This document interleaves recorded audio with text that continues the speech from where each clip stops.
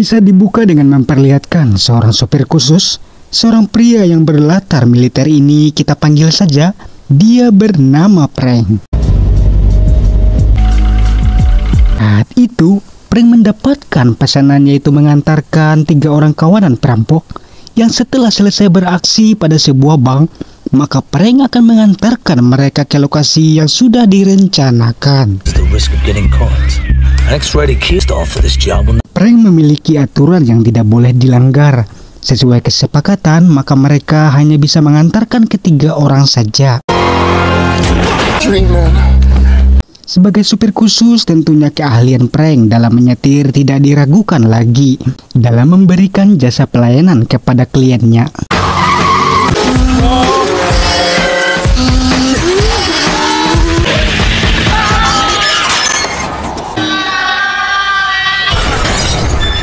Sehingga ketiga kawanan itu berhasil Frank antar ke seseorang yang sudah menunggu mereka. Sebagai seorang supir khusus yang profesional tentunya, segala aksi sudah penuh perencanaan. Seorang detektif mendatangi Frank. Ia mencurigai Frank ada kaitan dengan perampokan bank yang terjadi. Mengingat mobil yang Frank miliki sangat mirip dengan yang digunakan para perampok untuk bisa kabur. Namun sayang sekali karena tidak ada bukti, ditambah lagi sikap Frank yang tenang, sehingga detektif akhirnya pergi. Walaupun ia berjanji akan segera kembali beberapa hari lagi. 1 minute, 50 kilos, not more. Singkat cerita, Frank mendapatkan pesanan baru. Kali ini Frank akan mengantarkan sebuah paket tas hitam dengan berat 50 kilo. Setelah kesepakatan disetujui, tibalah Frank untuk mengantarkan paketan tersebut. Di dalam perjalanan, tiba-tiba ban mobil Frank mengalami kempes. Frank kemudian mengambil ban cadangan dari bagasi. Dan iya, paket itu bergerak. Namun, sesuai peraturan, Frank tidak ingin tahu dengan isi paket itu. Sebagai seorang manusia, tentu saja Frank mempunyai empati.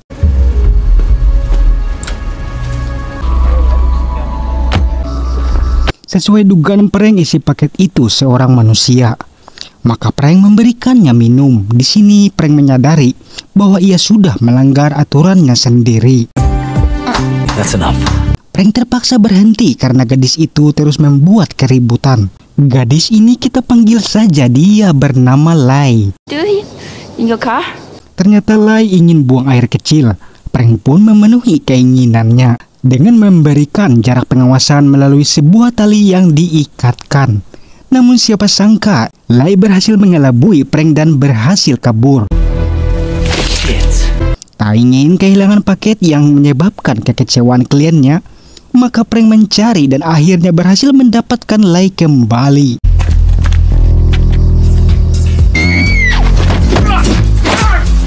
Kedua polantas yang kebetulan berada di situ hampir saja membuat situasi semakin buruk jika saja Frank bukan seorang mantan militer. Singkat kisah, paket akhirnya berhasil diantarkan walaupun dalam keadaan terlambat. Melihat cara kerja Frank yang profesional, maka bos mafia ini kini kita sebut saja Morgan. Morgan kembali meminta Frank untuk mengantarkan sebuah paket kecil. Dengan senang hati Frank menerima mengantarkan paket berikutnya. Saat di jalan, Frank singgah dulu untuk makan siang. Dan ketika akan melanjutkan perjalanan kembali ke mobilnya, tiba-tiba saja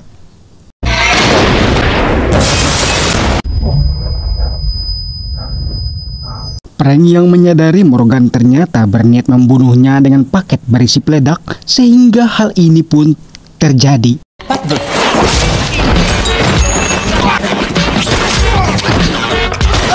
Frank dengan marah menghajar dengan brutal mafia yang ada di rumah Morgan. Lai memanfaatkan situasi itu untuk kabur dan bersembunyi.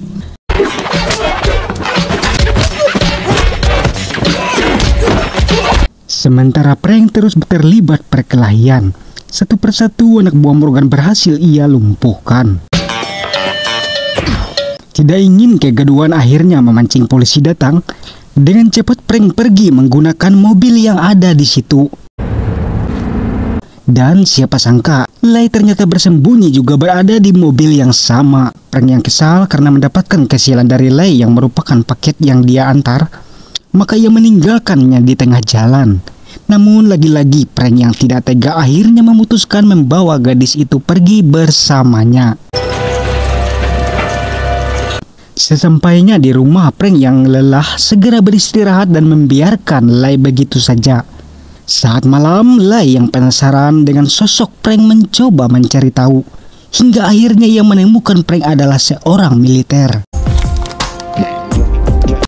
Lei cukup senang setelah menyadari prank bukanlah orang jahat. Sementara Morgan yang tak mau aksinya diketahui polisi, maka segera membunuh anak buahnya yang berada di rumah sakit akibat ulah yang dilakukan prank. Setelah mengetahui latar belakang prank, Lei terlihat senang tanpa takut sedikit pun. Ia malah mempersiapkan sarapan untuk prank. Dan sesuai janji detektif, maka beliau kembali mendatangi prank. Dari ledakan mobil, detektif tahu itu adalah mobil milik prank tempo hari. Namun, prank dan dibantu Lei yang pandai meyakinkan detektif, akhirnya lagi-lagi detektif tidak mendapatkan petunjuk dan bukti kuat bahwa prank terlibat dengan semua kejadian. Mereka berdua bisa sedikit lega setelah hampir saja ketahuan oleh detektif. Tiba-tiba intuisi prank merasakan ada yang tidak beres. Ia merasa keadaan yang tenang tidak seperti biasanya dan tiba-tiba saja anak buah Morgan ternyata melakukan balasan. Mereka meratakan kediaman prank dengan menghujani peluru dan mortir. Melalui jalur rahasia yang mengarah ke laut, prank membawa Ci keluar dari bahaya itu. Tentunya semua sudah penuh persiapan dari segala antisipasi yang bisa saja terjadi. Setelah keluar dari air, prank melaporkan kejadian tersebut kepada detektif kepolisian itu. Saat detektif meninggalkan ruangan sebentar saja, hal itu dimanfaatkan Lei untuk mencari data pelaku yang telah menghancurkan kediaman prank. Setelah mendapatkan petunjuk keberadaan Morgan, mereka pun bergegas pergi. Namun Lei yang ceroboh lupa menutup laptopnya. Akhirnya detektif mengetahui si pelaku yang akan dituju oleh prank. Lei mengatakan prank memang tidak harus membalas perbuatan mereka. Akan tetapi, saat ini ada ratusan orang Asia yang diselundupkan berada di dalam kontainer. Jika mereka tidak cepat bergerak, dipastikan orang-orang itu akan kehilangan nyawanya. Dan orang yang tahu pasti kontainer yang dimaksud adalah Morgan. Morgan akhirnya mengatakan lokasi dan nomor kontainer tempat orang-orang itu berada. Namun tiba-tiba saja prank dikejutkan dengan kedatangan bos mafia Asia yang bekerja sama dengan Morgan. I don't know where you get these ideas. Stay away. Di sini prank akhirnya mengetahui bahwa Lei adalah anak dari mafia tersebut. Lei bisa berada di dalam tas rupanya karena konflik perselisihan Lei yang tidak menyukai ayahnya yang berbisnis dengan menjual orang-orang bekerja sama dengan Morgan. Detektif yang memang mengikuti mereka beruntung datang sehingga prank berhasil selamat.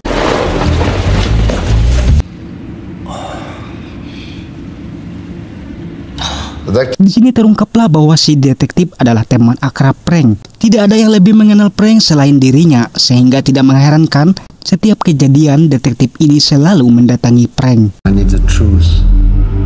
Prank tidak bisa berkelit lagi, akhirnya mengatakan kebenaran yang terjadi terkait kontainer. Dengan bantuan detektif, akhirnya prank bisa keluar dari kantor polisi dan segera menuju ke lokasi kontainer berada.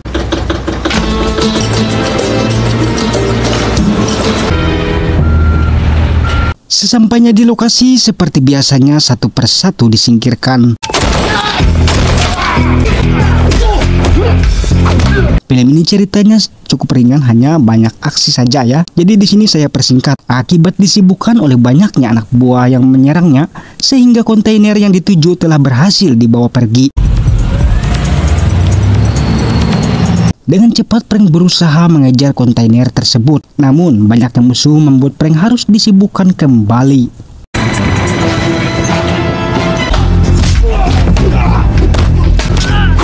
Saking serunya sampai-sampai mereka bergelut dengan tumpahan oli di tempat itu. Frank justru memanfaatkan tumpahan oli itu untuk menyingkirkan mereka semua. Dengan bersenjatakan pedal dari sebuah sepeda. Musuh terus berdatangan memaksa Frank terjun ke laut. Tapi sebagai orang terlatih, Frank tetap saja bisa mengatasi kesulitannya. Maka pengejaran terhadap kontainer yang dibawa oleh Morgan dilanjutkan kembali. Mobil butut yang Frank gunakan tidak bisa mengimbangi kepiawaian Frank dalam mengemudi. Sehingga begitu melihat pesawat pertanian, Frank akhirnya menggunakannya agar bisa cepat mengejar buruannya. Frank berhasil masuk ke sebuah truk yang membawa kontainer berisi orang-orang.